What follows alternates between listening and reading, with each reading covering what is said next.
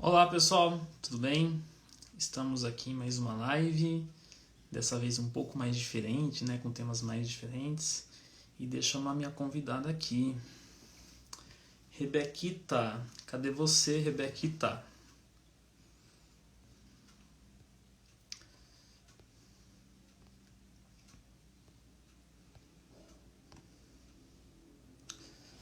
Olá, olá pessoal.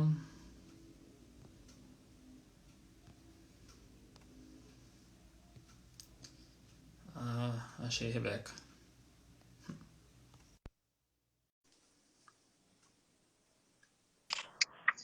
Boa noite. Oi Rebeca, tudo bem? Oi, tudo bom? Tudo bem e você? Tudo bem também. Tá me ouvindo bem? Tô. E você tá me ouvindo?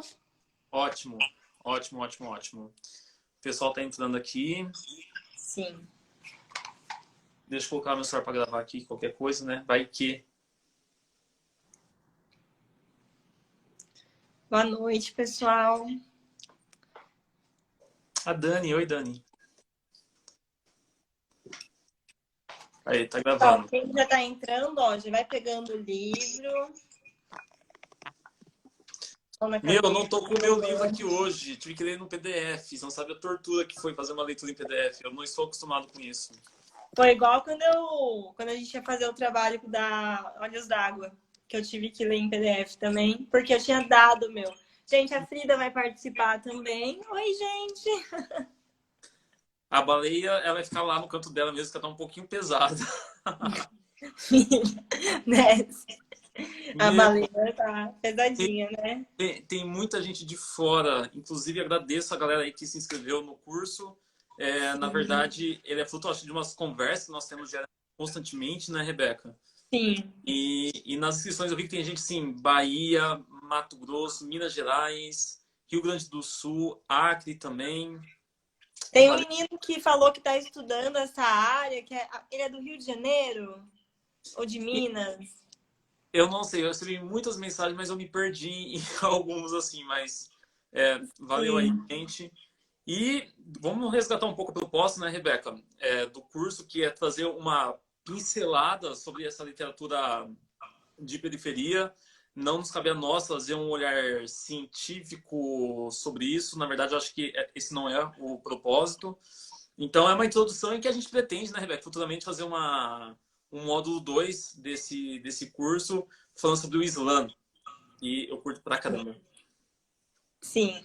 Na verdade, a proposta é a gente pegar a literatura que ainda não está tão dentro da academia, que ainda não é considerada de forma hegemônica pela universidade e tentar explorá-la para a gente sair um pouco desses portões, né, que a academia acaba colocando, impondo para a gente. Então, é essa a proposta. Por isso que a gente está começando aí, a partir das nossas conversas, reflexões, com essa literatura periférica, alguns autores aí diferentes do que a gente tem visto ultimamente. Pessoal do universitário que chegou, a Regiane, obrigada. Recife, Pernambuco, ai que delícia.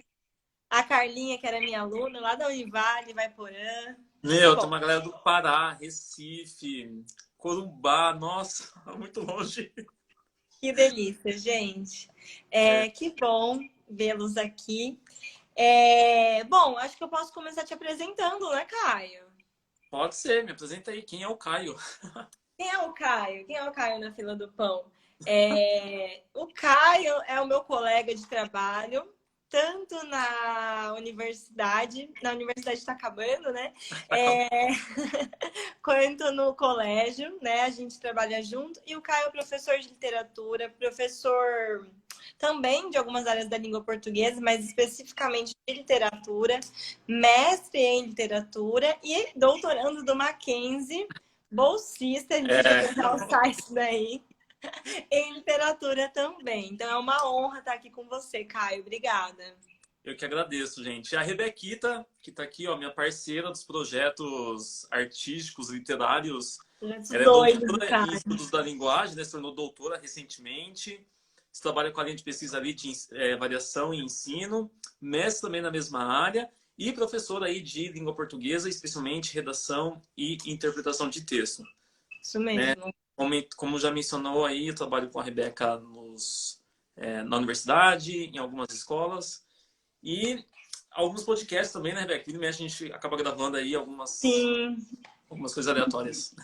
E discutindo livros, filmes, séries, músicas, a gente tá sempre nessa. Mas vamos lá. Ó, eu vi que o pessoal tá mandando pergunta aqui, mas eu deixo as perguntas pro final, tá? Vamos deixar as perguntas para o final, né? O pessoal que recebeu as referências do curso, a gente vai trabalhar principalmente, só para dar uma apresentação, né? Aquele primeiro artigo lá, acho que não está em ordem, né? Não é o primeiro na ordem, mas é o da Regina Dascaltani, né? Não sei falar direito o nome dela, que é Dal Castanhe. É isso aí. Regina Dal Castanhe, Um Território Contestado, Literatura Brasileira Contemporânea e as Novas Vozes Sociais. Então, a galera que está aí com a bibliografia, abre aí que a gente vai falar dele também, vamos conversando. E, bom, vamos começar então introduzindo esse curso. Fizer uma pergunta que eu acho que eu até posso responder. Quando a gente fala de produção periférica, existe aí uma briga acadêmica entre conceito de periferia, literatura marginalizada e tudo mais. Só que se eu pensar em relação à tradição literária que nós temos até então, o registro até o início do século XIX, ou final do século XX, até o início do século XX, que eu tinha era um discurso totalmente hegemônico. E que aí, inclusive, se eu não me engano, acho que é o Antônio Cândido. Sim, é o Antônio Cândido que vai falar que quando eu tenho modernismo, eu tenho uma contracultura, na verdade, né? Inclusive, eu tenho os autores que fazem parte de uma certa elite e que eles vão se opor, né? Vão ser os traidores literários, talvez a gente possa chamar assim, não sei qual que é o termo adequado. E eles começam a fazer, então, uma literatura que se volta, talvez uma literatura mais empática, né? Porque eu resgato o outro que também convive no mesmo espaço social que eu. Espaço entre aspas, né? Na mesma sociedade, vamos dizer assim. Sim, é uma literatura que se volta ao social daí naquele momento, né? E a gente já teve anteriormente no Brasil realismo, naturalismo, mas não com a pegada que a gente vai ter agora nessa segunda metade do século XIX, século XX, desculpa, que para nós é o momento mais relevante. Por quê? Quando eu tenho um período ali pós-ditadura, que eu tenho essa redemocratização cultural, vamos dizer assim, eu tenho algumas manifestações que até então não apareciam na literatura de modo tão significativo. A gente estava até conversando antes, né, Rebeca? A gente teve algumas produções aleatórias, né? Então, que não veio com tanta força, eram mais isoladas. Eu tive lá Carolina Maria de Jesus, eu tive outros autores, só que quando tem Tem o esse Lima boom após os Barreto, 80, mas tudo sim. anterior, né? E aí, quando eu tenho já esse pós-anos 80, eu já tenho um grupo com muito mais força. Inclusive, algumas pessoas perguntam qual que é a diferença, então, de uma literatura periférica e a literatura marginal lá dos anos 80. Que nós tivemos aí o Cachorro Louco, do Paul Leminski, né? Geração Temos o Mimeógrafos e tudo mais. Cacaso. A gente acaba vendo que era uma cultura, uma produção literária que eles não usavam as editoras, né? Eles queriam a geração mimeógrafo, eles queriam a marginalização da produção, realmente. E quando eu já penso nessa literatura periférica, é um grupo que eles vêm organizados. Então, quando eu já penso ali no final dos anos 90, início dos anos 2000, eu tenho saraus, eu começo a ter eventos que envolvem toda essa área. Coisas que até então não aconteceram na literatura, né? Aquela literatura marginal, ela assumia as margens até mesmo fisicamente, né? Então, não precisava publicar em livro, espalhava o material em lambe-lambe, nos muros, né? Então, era essa a procura. E aí, agora, é uma literatura que retrata a periferia, mas a gente já vai chegar no do Sérgio Vaz, mas que quer colocar a periferia no centro. Então, ela não quer ficar na margem, ela quer trazer a margem para a centralização da conversa literária. Né? Eu acho que isso que é o mais interessante. E é interessante também que quando essa produção ela se volta, ela se transforma, eu tenho a questão da tradição oral aparecendo no primeiro momento, né? Então vou ter o rap, e aí eu coloco assim, né, Racionais, Emicida, Criolo, que é fruto de uma geração que traz essa cultura no primeiro momento na parte oral. Porque se fosse na parte escrita, eu não tinha editora para eles. Até hoje, né? É uma discussão essa questão das editoras, né? Então eles conseguem trazer esses elementos da linguagem que são musicalizados E deixo claro aqui, gente, na nossa interpretação, conceito de literatura é toda manifestação artística através da língua, seja ela oral ou escrita, né, Rebeca? Sim. Então é toda aquela manifestação que a gente encontra a arte, que a gente encontra aquela a famigerada literariedade, né? Que é a poesia dentro de uma manifestação artística. Então é aquela que vai trazer lá a quebra de expectativa, que você vai olhar uma formação linguística diferente, uma linguagem inovadora. Então tudo isso vai caracterizar aí a literatura para a gente. Esse é o conceito que a gente está trazendo, apropriando vários conceitos que a gente já viu aí e fazendo essa miscelânea para a gente encontrar, para a gente poder sair da hegemonia da academia, para a gente sair daqueles que estão sempre sendo aplaudidos pela crítica, pelos que no artigo da Regina, a gente vê que ela fala das premiações, ela fala de quão branca, hétero e masculina cis são as manifestações e as premiações literárias do Brasil, né?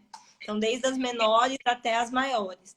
E aí a gente está vendo essa literatura periférica a partir desse conceito de literatura, para que então a gente consiga englobar toda essa manifestação artística literária.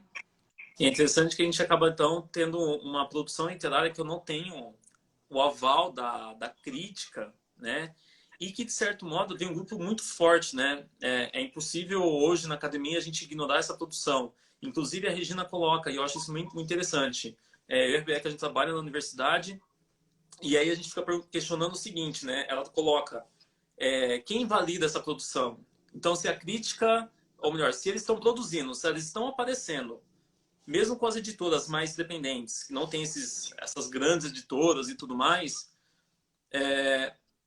e a crítica, nós, professores, vamos ignorar? E é um baita problema, né, Rebeca? Porque, assim, eu não sei, na minha formação eu tive uma disciplina muito interessante que chamava Tópicos em Estudos Literários. Então, você via temas de autores e nesses temas, os professores traziam ali em algum momento uma literatura mais contemporânea, mas chegava assim, até os anos 90, sabe? No passado dos anos 90. Sim.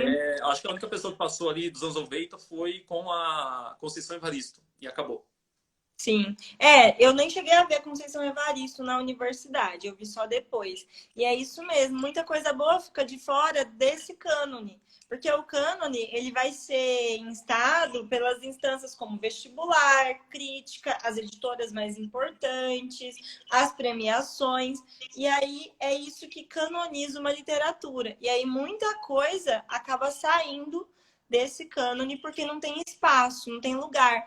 E é aí que a Regina coloca o território contestado. Se eu não tenho espaço, quem vai falar sobre mim, né?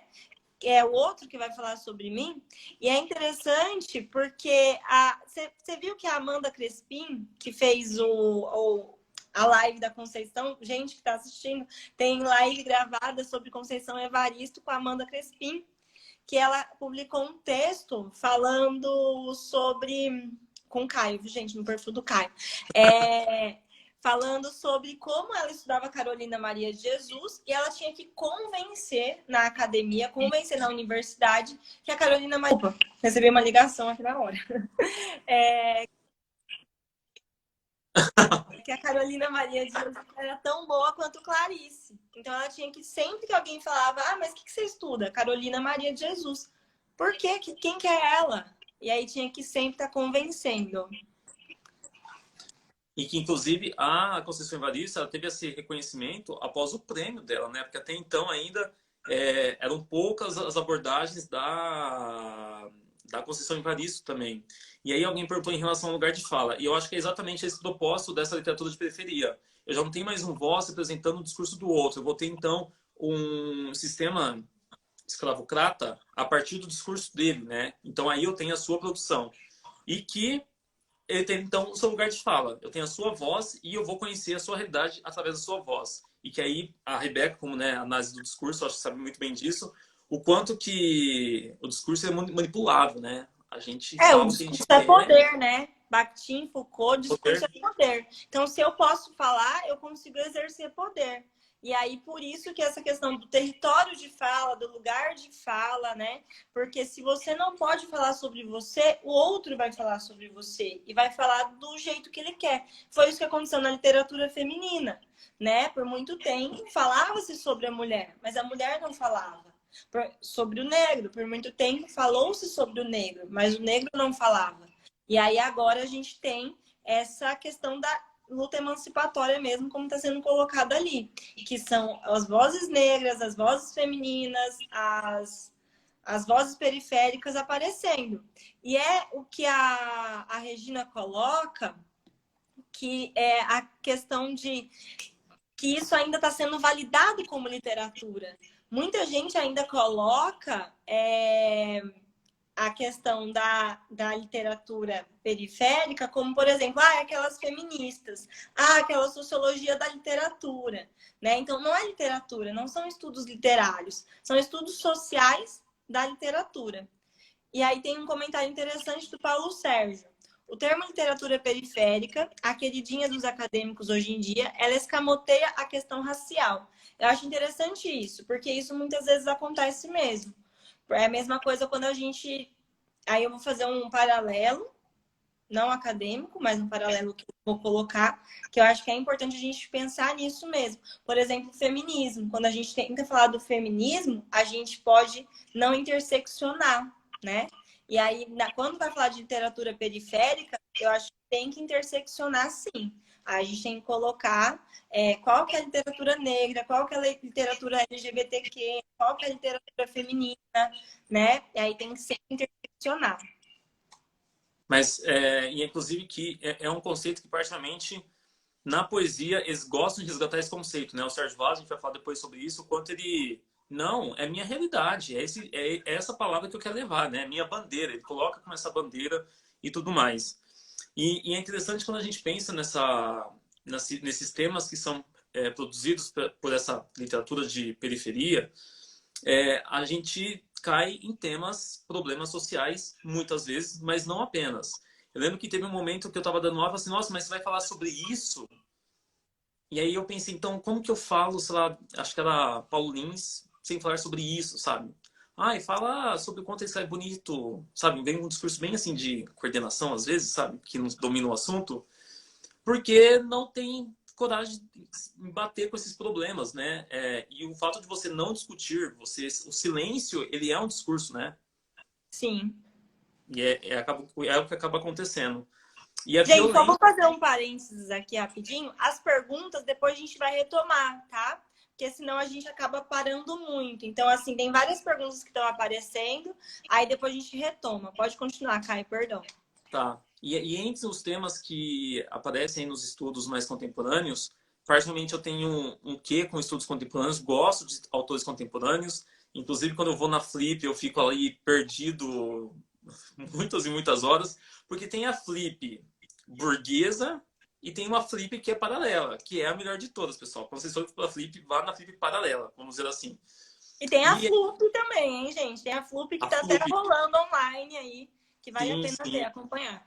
E é interessante como você vê algumas questões. Então, por exemplo, a questão da violência. A violência não é um tema inédito na literatura, né? Ela já aparece de modo mais superficial, mas ela ganha força ali com o Rubem Fonseca, e o Alfredo Bós vai até falar isso, né? De uma literatura brutal que ele acaba falando, e que esse brutalismo, naquele momento, foi rechaçado por muitos, né? Ele não teve seu reconhecimento assim, nossa, você escreveu, parabéns, vai concorrer a um prêmio.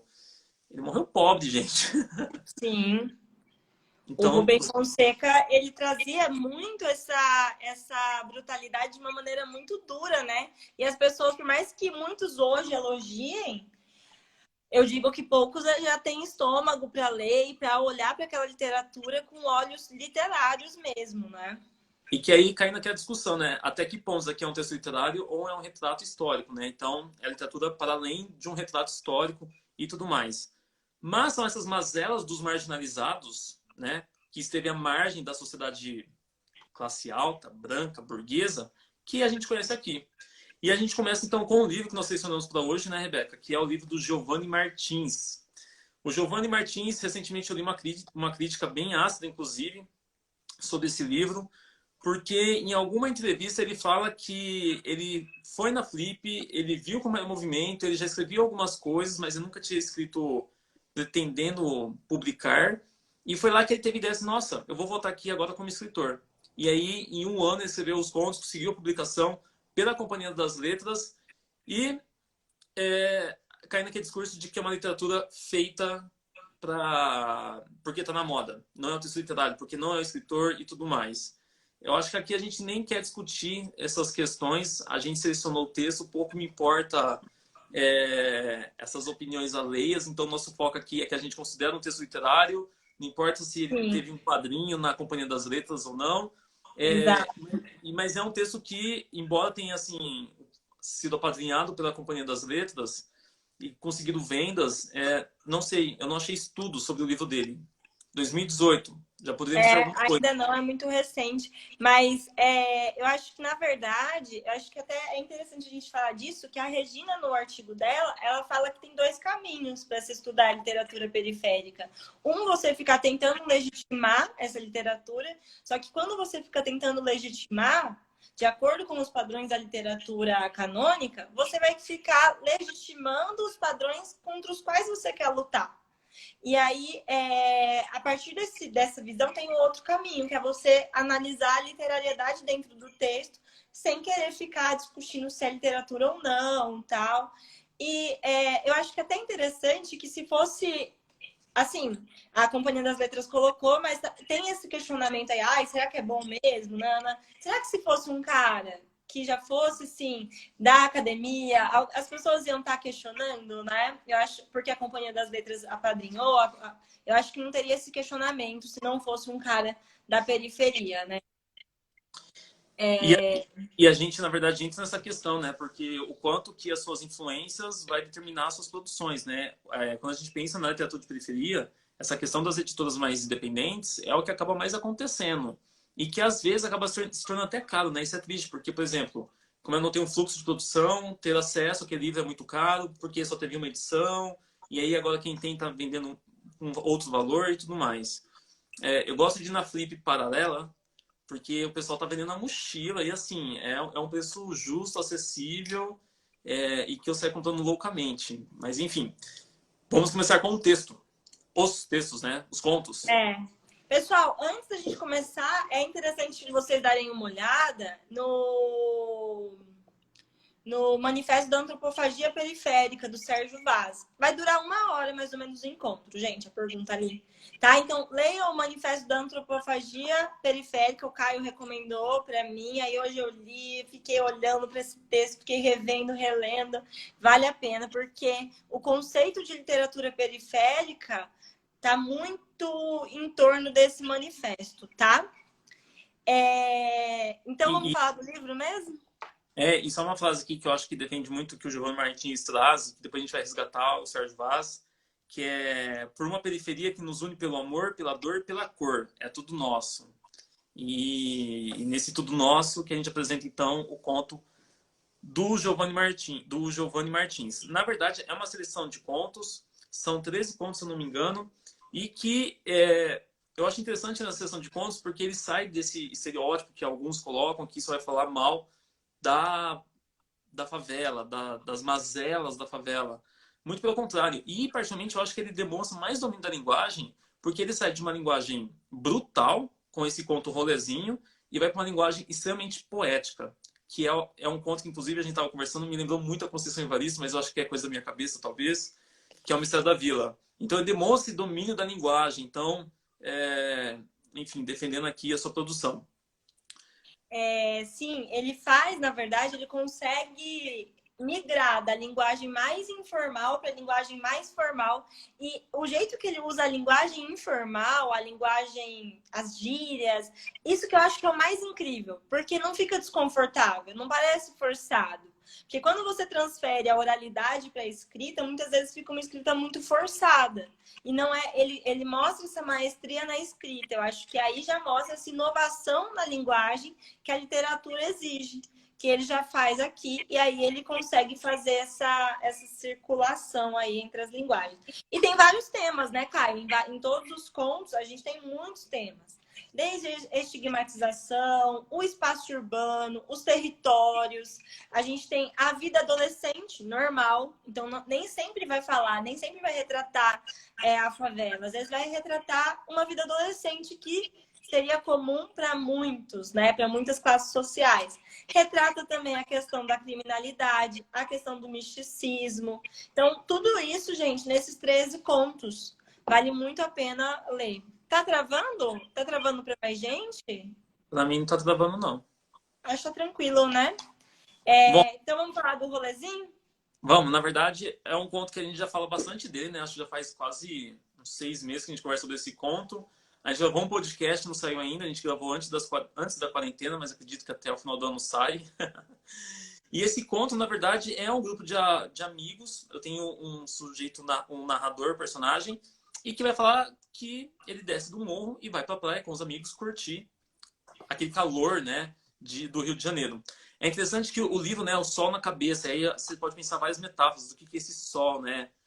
Só se pensar aquele calor do Rio de Janeiro também, ou ainda o sol de iluminar um pouco essa realidade que muitas vezes a gente não conhece. Então, quando eu tenho esse personagem narrador, ele vai chamando os amigos, e aí você vai conhecendo quem são seus amigos. Então, nós temos amigos que usam maconha, outros que usam cocaína, se não me engano, que ele acaba... Cocaína, que o amigo dele acaba usando. Pegam um ônibus e vão para a praia. Só quando eles chegam na praia, aí eu tenho uma outra realidade, porque então ele saiu do morro e agora está dentro né, de um local público e que tem turistas e tudo mais. E eles vão embolar, né, uma maconha, eles querem fumar maconha, e aí eles não têm a seda. Então eles vão pedir para um grupo de meninos, são brancos, a seda. Esses meninos seguram a bolsa com um certo rechaço, com receio, e aí começa a falar que os polícias estão ali observando e tudo mais. Os caras não dão a seda para eles. E aí o narrador personagem ele vai e consegue se engano com um colombiano, alguém que está vendendo Com um coisas. hippie que tava O fazendo hippie, desculpa, artesanato, que está né? vendendo artesanato ali na praia. E aí o hippie dá até um cigarro para ele, dá a seda, e ele conversa. E nessa conversa a gente descobre que ali recentemente, os polícias estão ali porque recentemente houve um crime, se não me engano foi um estrangeiro que acabou falecendo. Mas vida que segue, eles vão, entram no mar, tomam o seu banho de sol. E aí eu acho engraçado essa parte porque eles pediram para os meninos, né, a seda. Que eles consumiam maconha, só que eram brancos, né, não quiseram dar. E aí quando eles estão lá no mar, dentro do mar, se não me engano, eles vão ver esses carinhas sendo roubados, né? E não basta roubar a mochila. Ele roubou a mochila, ficou olhando, daqui a pouco foi lá e roubou o celular que estava na mão também. Mas foi assim, bem feito, né? Já que você não quis me dar seda. Sim. E o final do conto é que quando eles saem, já é final da tarde, eles estão voltando para sua casa, eles vão ver que a polícia está fazendo batida em alguns garotos e a polícia vai vê-los e manda eles encostar. E é interessante que esse narrador personagem constantemente vai lembrando da história do seu irmão. O irmão que foi morto, eu não lembro agora se era com uma bala perdida, alguma coisa assim. E ele fica lembrando assim, minha mãe não pode perder 2 filhos, né? E aí, quando o polícia manda ele parar, ele pega seu chinelo, sai correndo drasticamente até chegar na sua rua, onde ele começa a agradecer todos os santos possíveis que aparecem ali. E é onde acaba o conto. E é um conto interessante porque acho que ele perpassa assim, por vários temas ali, né? De modo explícito e de modo mais implícito. Sim, eu acho bem legal porque além da linguagem, ele vai fazendo é uma das técnicas que ele usa, que são essas idas e vindas no tempo, né? Então o tempo dele é psicológico, é totalmente psicológico. Então ele volta no irmão quando ele fala da cocaína, que ele fala que o irmão não deixava ele cheirar cocaína de jeito nenhum. Ele vai pro irmão quando chegam os policiais, e aí ele começa a pensar nisso.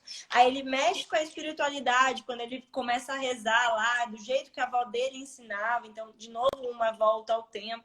Então, a gente tem aqui tanto essa brincadeira com a linguagem, quanto a brincadeira com a temporalidade aqui da história. E aqui ele trata muito o território urbano. De quem que é? De quem que é o espaço urbano, né? E eu acho interessante porque, se eu pensar na violência, diferente lá do Rubem Fonseca, ele traz uma violência multifacetada. Então tem uma violência na linguagem e que isso pode ficar muito nítido se você puder encontrar um fragmento aí para o pessoal perceber como que é essa linguagem dele, Rebeca. Mas que é uma linguagem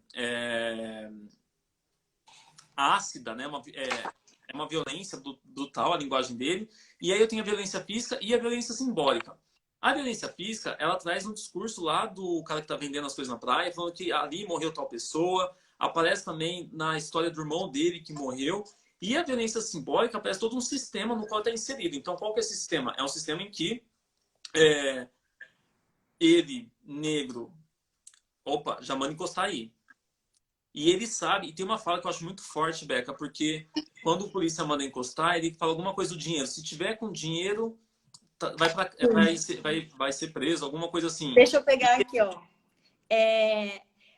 Quando nós estava, olha a linguagem. Então vamos partir da linguagem e aí chega nesse trecho. Quando nós estava quase passando pela fila que eles armaram com os menores de cara pro muro, o filho da puta manda nós encostar também. Aí veio com um papo de que quem tivesse com muito mais que o da passagem ia para delegacia.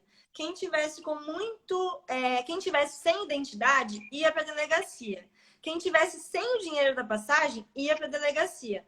Porra, meu sangue ferveu na hora, sem neurose. Pensei, tô fudido. Até explicar pra coroa que focinho de porco na tomada, ela já me engoliu na porrada. Tem um exemplo de uma linguagem brutal aí, e eu tenho essa violência simbólica, né? Não importa da onde veio seu dinheiro, ele vai ser preso de qualquer modo, né? E é interessante que é uma brutalidade que meio que impõe um estereótipo àquela região. Meio não, né? Impõe certamente o estereótipo às pessoas que moram naquele lugar. E o conto, gente, quando vocês lêem o conto, a gente deixa aí a curiosidade de vocês, é como se fosse uma câmera, tem até uma estratégia aí, eu esqueci agora quem que é o nome do teórico, acho que é o Wood, que vai falar como se fosse uma filmagem. É a descida do morro dele, na praia, passou o dia, volta correndo desesperado. Essa parece um filme mesmo. Um filme.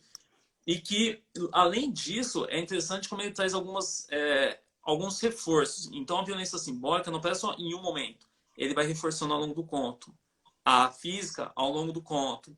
E a linguística, então, ao longo de todo o conto. Caminham juntas. Alguém colocou ali Marcelino Freire. Marcelino Freire realmente é uma das intertextualidades possíveis com Giovanni Martins. Por causa, principalmente, quem já leu aquela crônica, conto, Paz. É muito interessante, leiam, porque vale a pena, faz bem essa linguagem, mostra muito essa articulação linguística do autor também.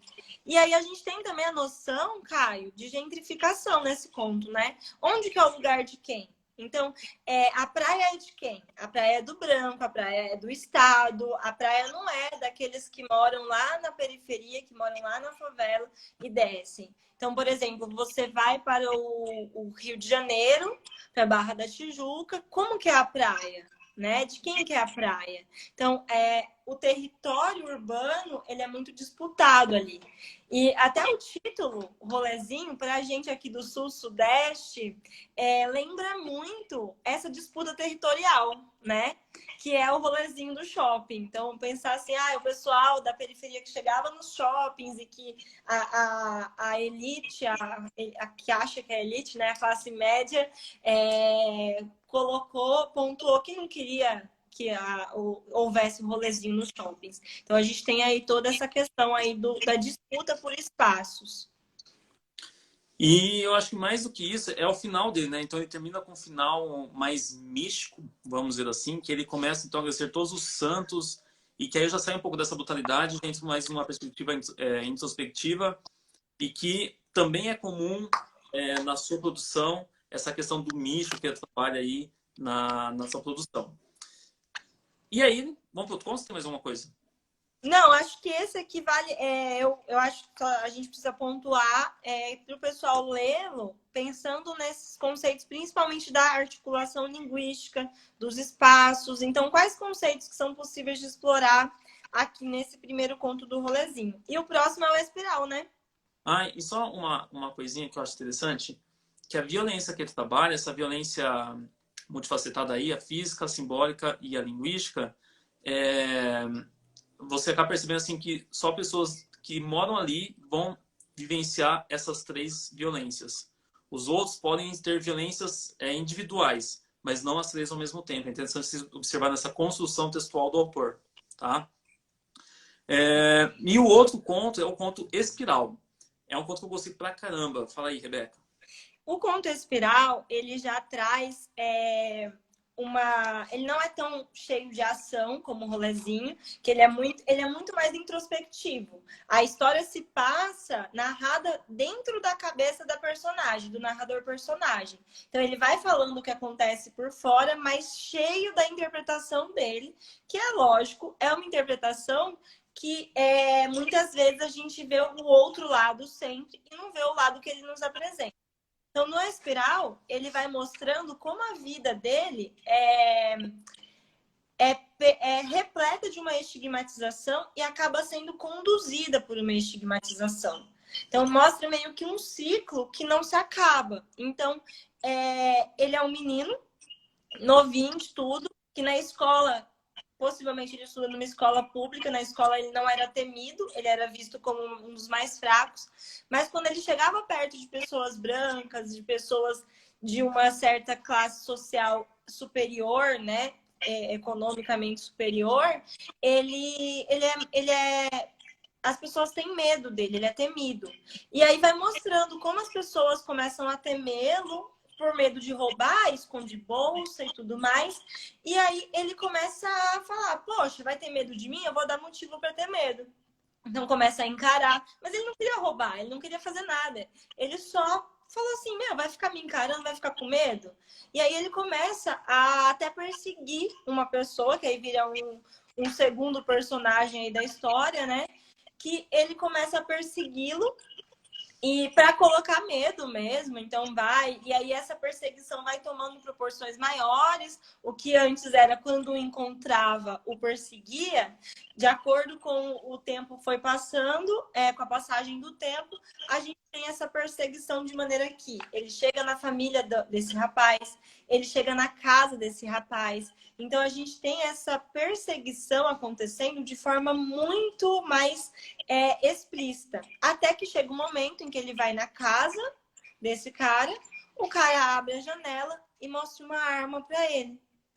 Ele vai e pensa, eu vou ter que comprar uma arma também. Então, quem que fez esse... E aí eu acho que esse conto, ele traz um questionamento pra gente. Ele é provocador, né? Ele quer te provocar. E ele traz essa quebra de expectativa que precisa acontecer na literatura, né? Essa quebra de expectativa.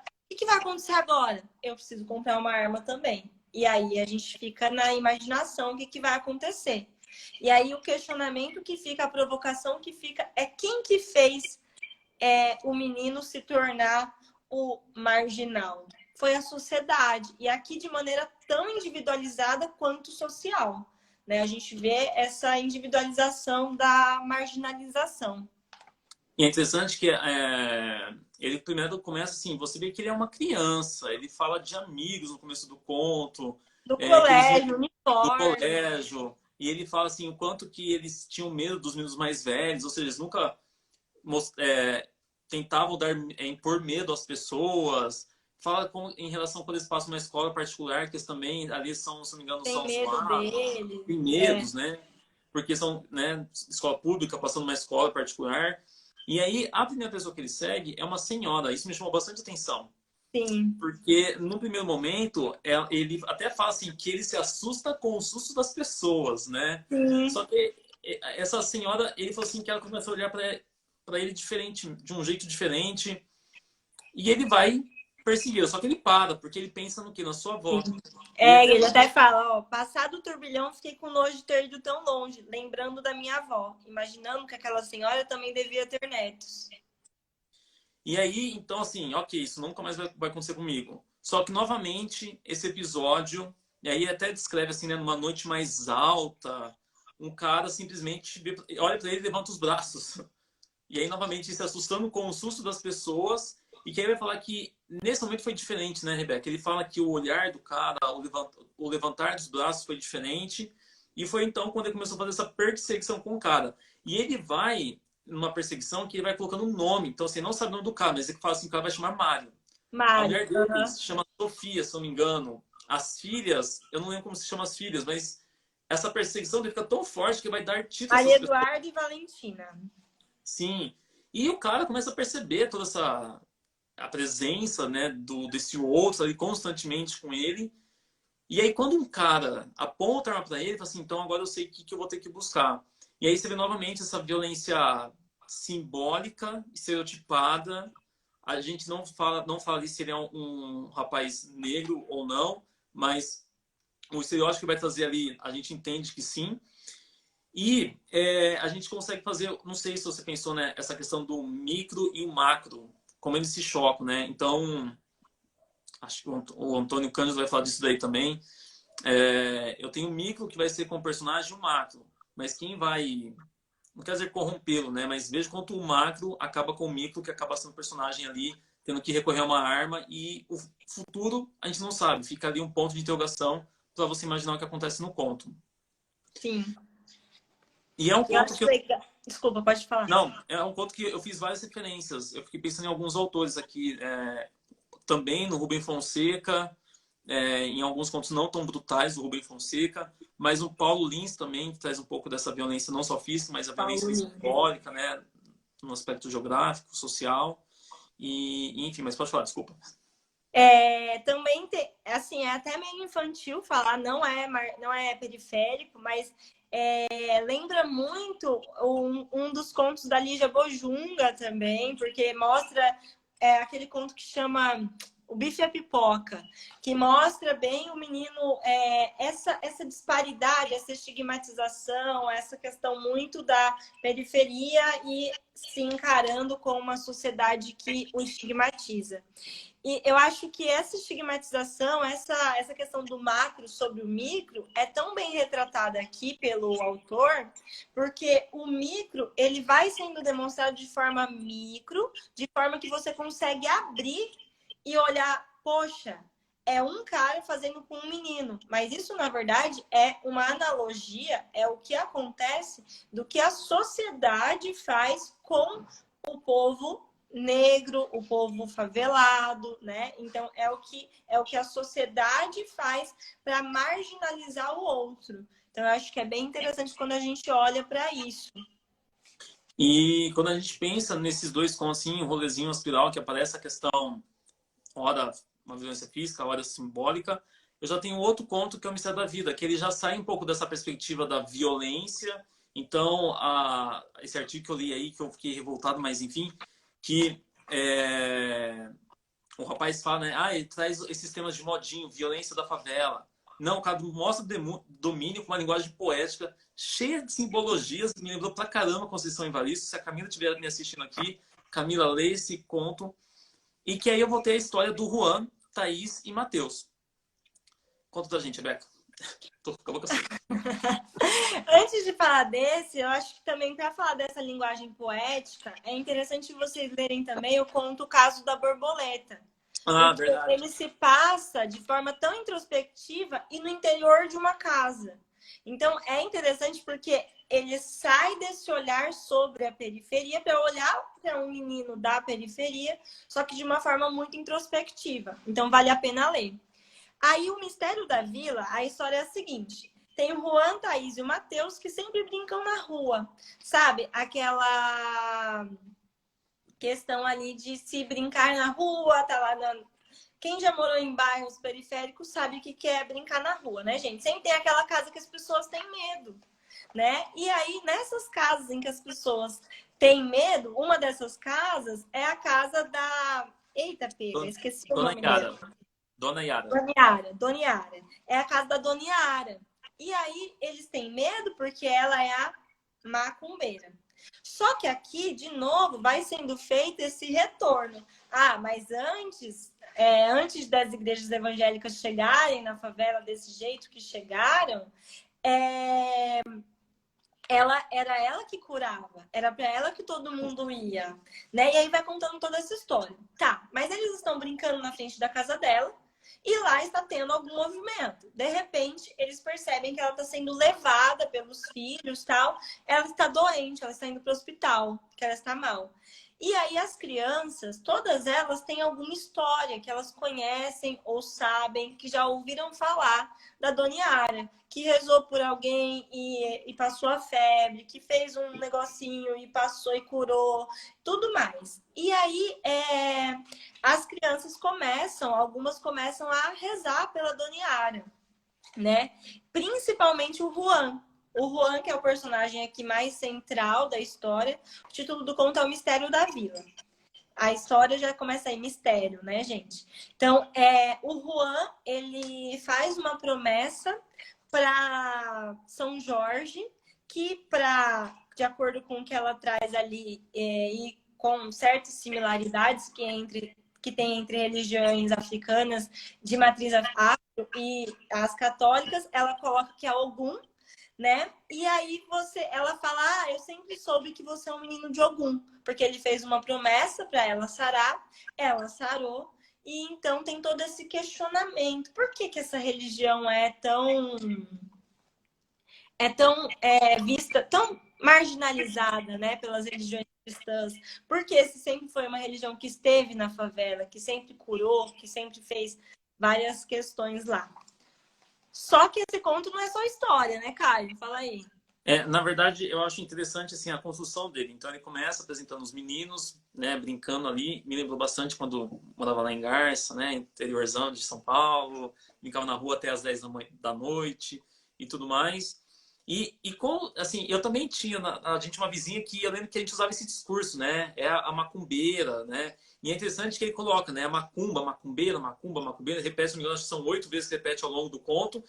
Mas que no passado, quando ela morou ali na esquina, era ela e o seu velho, né, como ele coloca ali, ela era sozinha, jamais imaginou que ali teria asfalto e tudo mais. E aí foram chegando as pessoas, ela coloca ali religiões católicas, evangélicas, né, e que quando ela fica viúva, ela acaba sendo meio que apagada daquele bairro, né.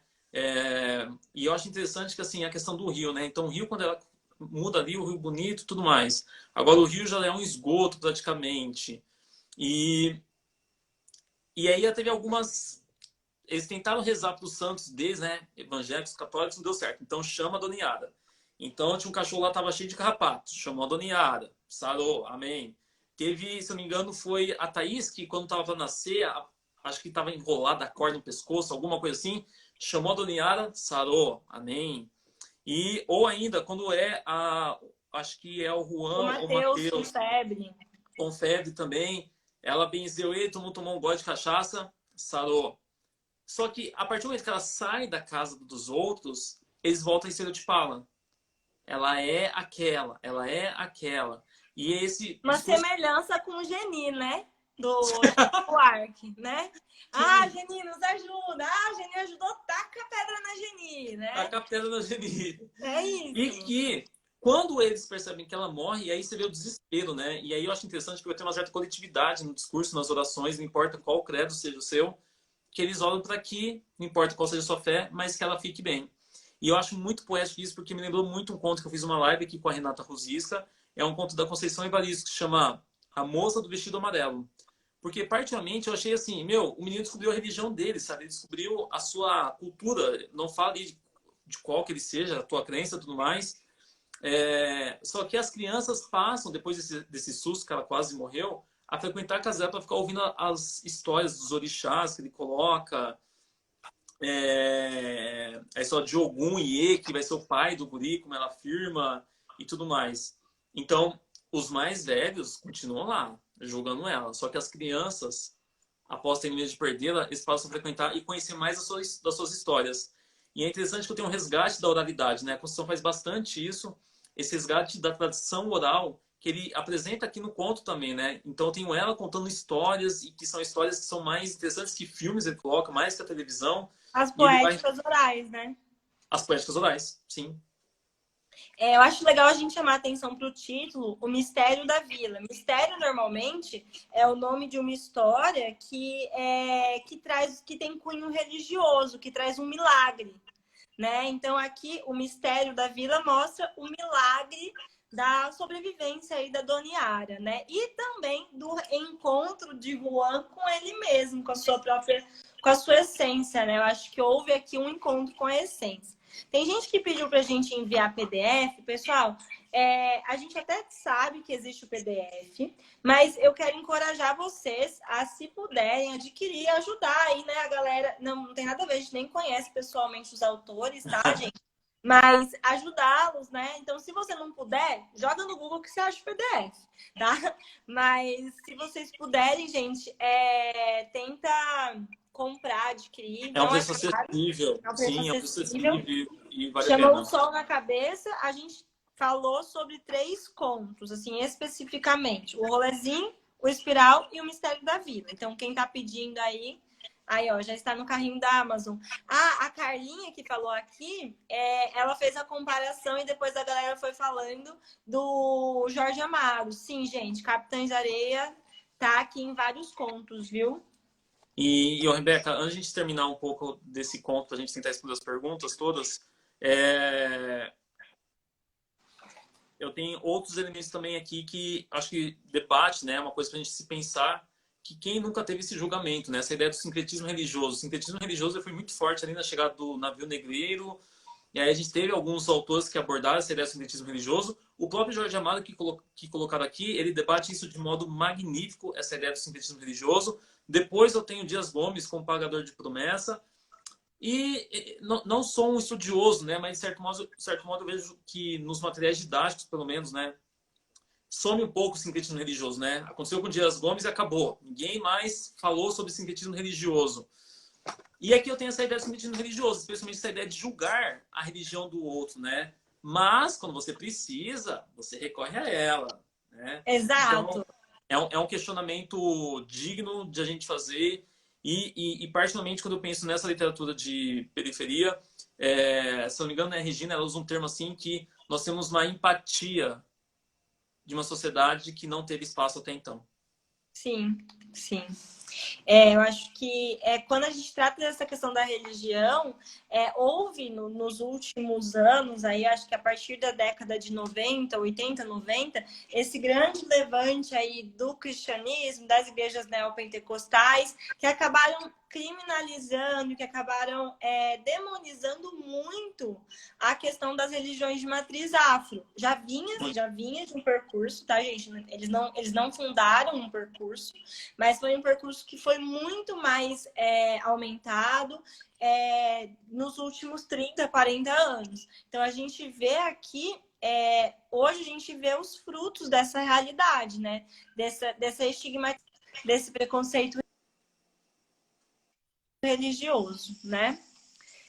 Vamos falar um pouco das perguntas, Caio, para a gente não chegar Vamos, até só 10 da deixa eu noite? deixar aqui uma sugestão para o pessoal aí que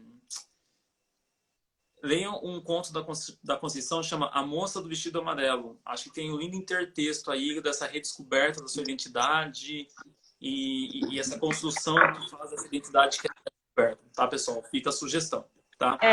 E, na verdade, com a Conceição dá para fazer vários intertextos também, viu, gente? Tem um aqui que dá para fazer com Ana da Venga, tem vários, dá para fazer vários. Inclusive, até colocar aqui, né? As escrevivências. É exatamente isso. Sim, olha lá. Você está precisando Jubiaba, aí do também? Jorge Amado. Oi, desculpa. Não, é que eu acho que eu voltei muito lá no começo, sabe? Então, eu vou indo de baixo para cima. Mandem a lista das indicações por e-mail, seria maravilhoso.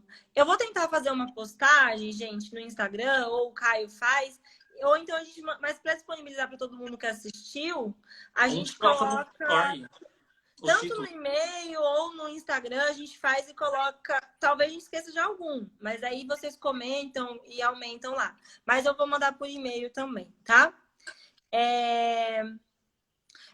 Ele traz ali a questão, sincretismo ou hibridismo religioso? Eu confesso que eu não tenho o domínio dessa nomenclatura. O termo que eu mais leio dos materiais em pesquisa sim, é sincretismo, não hibridismo. Mas eu não sei dizer. É. Ali tem mais informação, é anterior à demonização, com perseguição a terreiros e violência generalizada, sim. Vamos lá, deixa eu ver. No Sertão Baiano tem o Pagador de Promessas, isso mesmo. Rebeca, o pessoal, eu acho que eu tô lá em cima e eu tô numa pergunta assim que eu vi que várias pessoas foram refazer essa pergunta.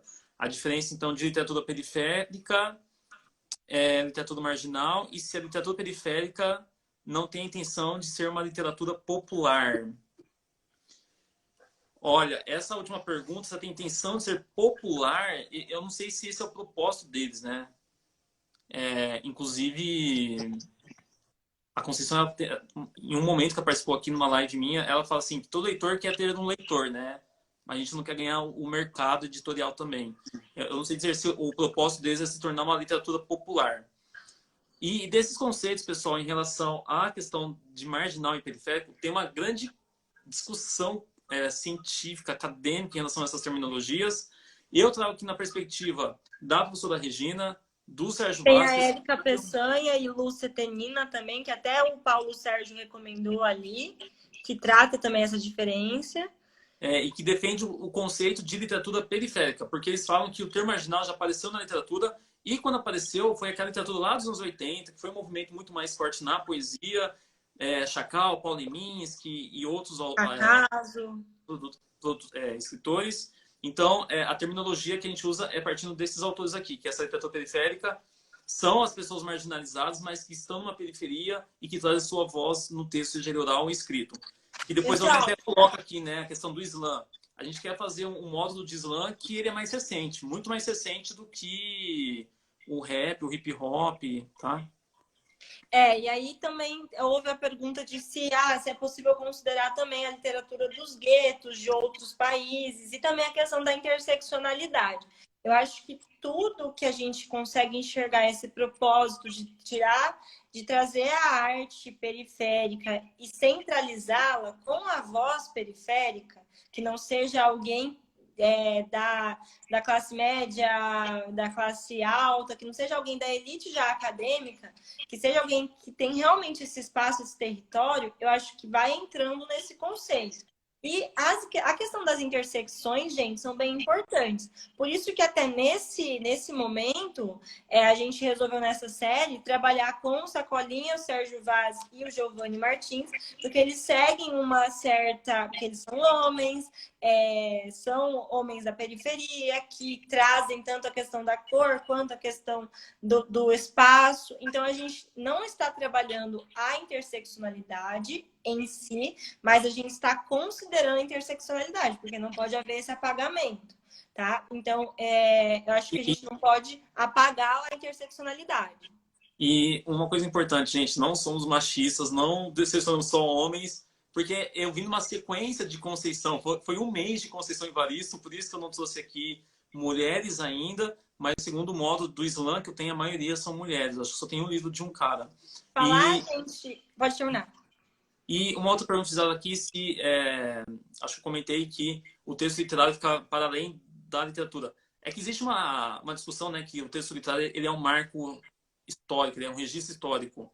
Só que, né, vamos pensar na função social do Antônio Cândido, né? Ele tem mais do que esse registro histórico, tem uma função social. O Antônio Cândido traz a ideia das funções literárias e uma delas é a função humanizadora que eu acredito e que eu acho que é até o propósito desse curso aqui. Rebeca, temos 1 minuto.